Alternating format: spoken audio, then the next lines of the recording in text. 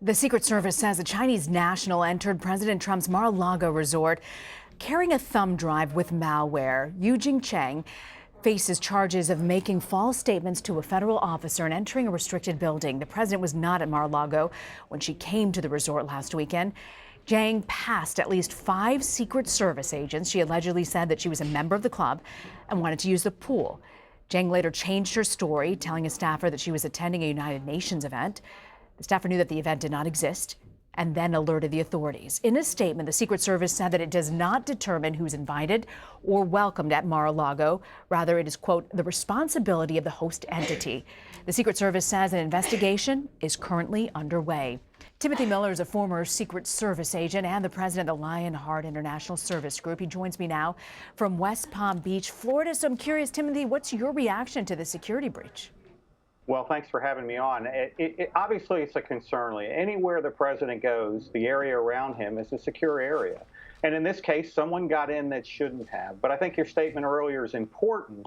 The Secret Service, they're not ticket takers. They don't vet guest lists. You can imagine the nightmare associated with hundreds and sometimes thousands of people coming into a site.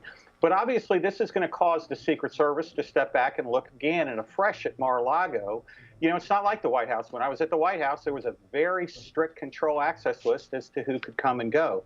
Mar-a-Lago is a unique situation, and this kind of reinforces that, you know, the folks that actually put and vet the guest list, they need to be on top of it. In this case, once the Secret Service was notified, they responded very quickly, and I think there's a lot more to this story that'll be coming out in the days ahead. You know, what's troubling about this is that they say that this woman entered with a thumb drive. What do you think she was trying to do? Yeah, you know, there's a lot of speculation about that in this area, about what happened and why. I am concerned at the level of technology that she brought in, a number of cell phones, multiple passports. You know, the spectrum is going to be covered by the service. They're going to be doing things investigatively with the national intelligence community, with the FBI. They're going to run this to ground. I think the thing that's most concerning is that the protocols at Mar-a-Lago, obviously, and you have protective layers, and she was able to get through at least one of those protective layers into an area where she shouldn't have been. The good news about the Secret Service, I've been involved in a lot of these investigations. They will do the research. They will run this to ground. And as a result, I think, you know, security at Mar-a-Lago in general will be better. I was going to ask you about that. You know, this is clearly a place the president enjoys going to, will continue to go to. What's the worry from a Secret Service perspective when you know that security has been breached? Are you concerned that others might follow? Well, I certainly think that's what the Secret Service is going to be most concerned about is how did this happen and how do we plug those holes?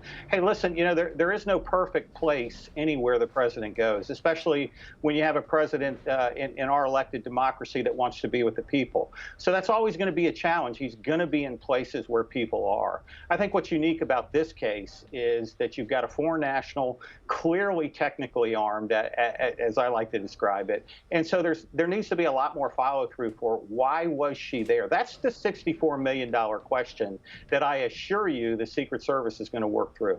Timothy Miller, grateful you could join us, Timothy. Thank you for having me.